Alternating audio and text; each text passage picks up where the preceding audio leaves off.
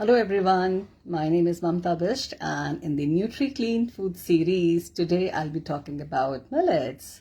Well, millets, and nowadays we call them Shri Anna or Nutri cereals.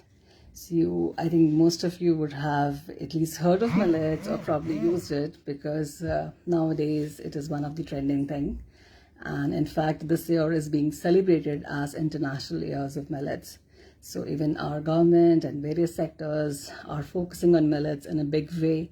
And I'm very glad to share that, all the sectors, they have joined together and they are working on millets in a bigger ways, which we haven't seen before. Millets is not something new for us. It is quite an old crop for us. It's been, I think, if you, look for the background, I think 5,000, 7,000 years back also they were there. So, before quinoa actually became a range, we already had these millets as a part of our cuisine. Do you know millets? Yes, of course. And if not the popular ones, at least the pseudo millets you would know. During when you're fasting, and if you happen to stay in India, you would know what is buckwheat, kuttu ka atta. You would have seen amaranth, which is cholai. You would have had, something related to ragi, or probably you would have sorghum, which is jawar. So we all have used millets in some way or the other. If, we talk about what could be the best way to use it, well, the traditional recipes are there, and I love them.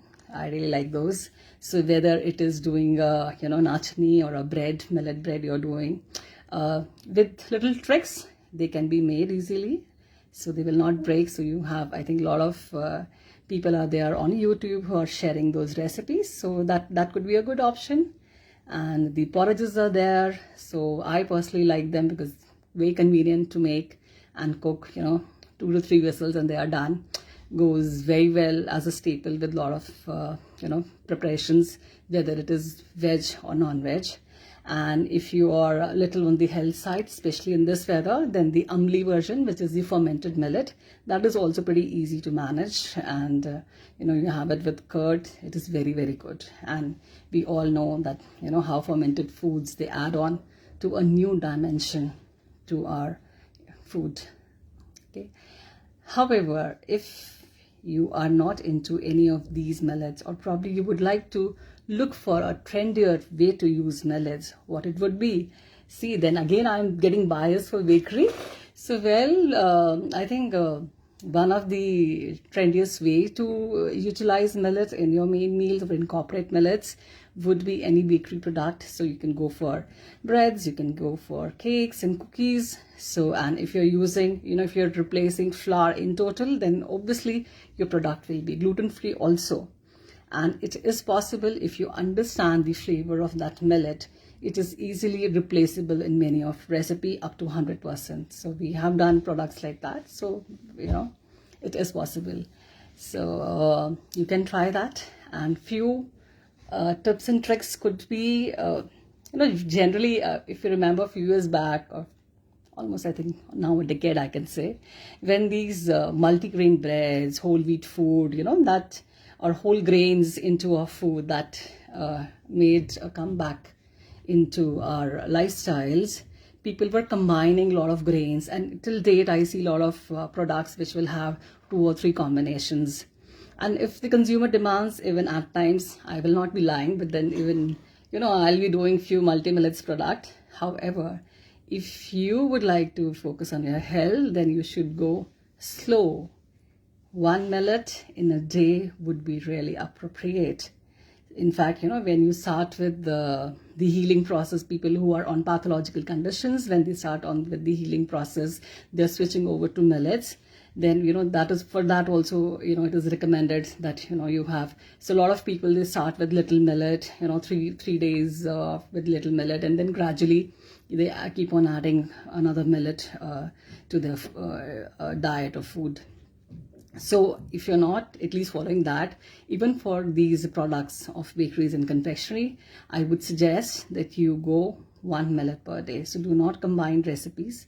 And millet should be used as per the season also.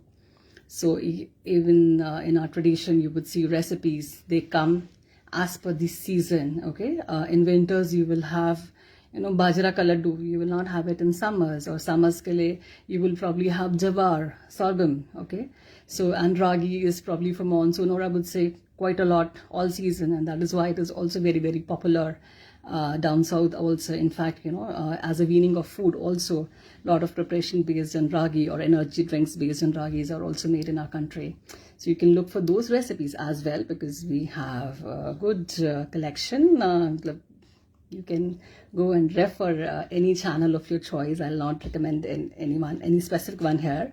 However, there are a lot of options available. Just try and have one millet per day. And when you're going on a millet diet, it should happen gradually. So if you're having wheat or if you're having rice, continue having that. Probably one meal could be replaced. Or if you're having a product also, let's say convenience food or these bakery products which I just spoke about, so probably go slow. Don't combine too many millets. So that will be a ideal way to begin your journey.